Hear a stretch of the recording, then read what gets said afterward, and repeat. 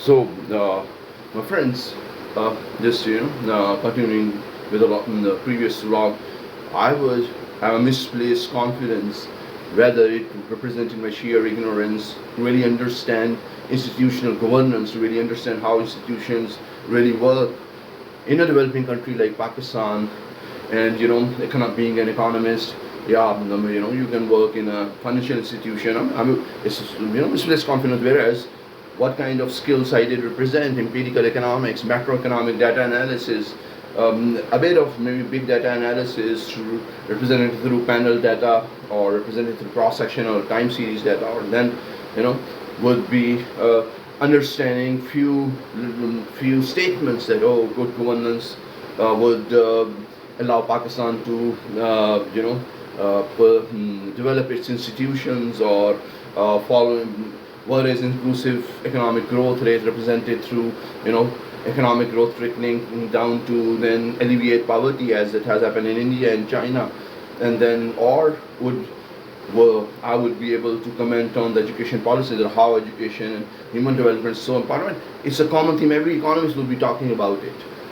Rather, there will be with patience, with time I spent, and especially when I started improving my skills as well as expressing in simple English economics, and thereby I would develop this knowledge base which could just represent few simple words. And here I would present it that economist, finance ministry is mainly about the financial stability and financial development. Yes, Pakistan has great economists, great finance ministers like Hafiz Pasha, Mahbubul Haq, and Miftah Ismail. They are all economists. But then, yes, you can find such quality economists, then you can very well make them finance minister.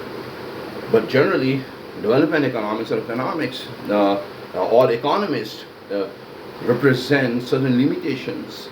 A banker, for example, Miftah Ismail rejected going to the IMF, whereas a banker could have a far wider and specific finance-specific skills and foresightedness to then deal with to know that to improve the financial stability or to carry out financial development within Pakistan.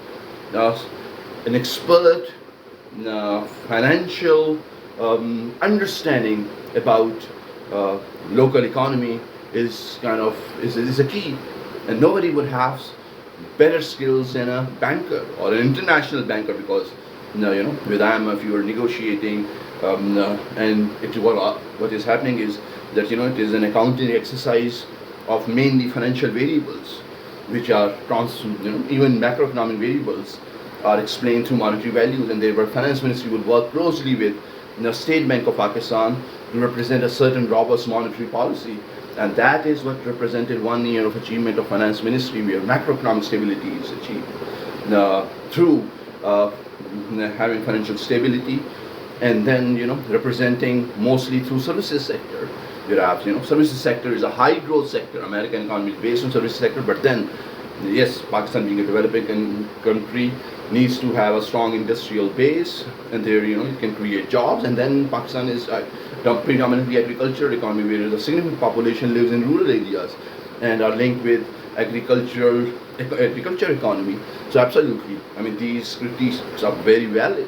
But then you need to understand that an economist might not be especially when the country is at risk of default, or especially when they need to have an agreement with the IMF, and then financial stability and financial prudential reforms needs to be undertook at structural level. Then the banker is the best person, and then you can then now plan accordingly, whereby the real essence is then coordinating between Planning Commission, Ministry of Finance, and Ministry of Industries and Development.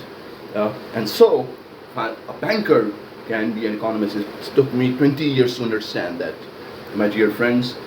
After being a PhD, understand means not through a statement, but really understand and explain it. And then yes, a businessman can be a great economist. A politician can be a great economist. Of course, it took me a lot of time to understand that, starting from this this businessman or even a small grocery store owner or a restaurant owner knows a bit of economics, which is really important to really understand the local economy, dynamics of the local economy, and guide economists, researchers like me. I'm a career researcher. I'm an academic. I will know all kinds of theories, but then how to then understand what are the local dynamics represented through human behavior, institutional analysis, how institutions work with each other. So every country has their unique dynamics, and every government would represent some kind of a uniqueness in economic policy making through what policies they have planned to implement, while at the same time what was the response of the economic mechanism, like what was the response of society or markets, or what would be the institutional application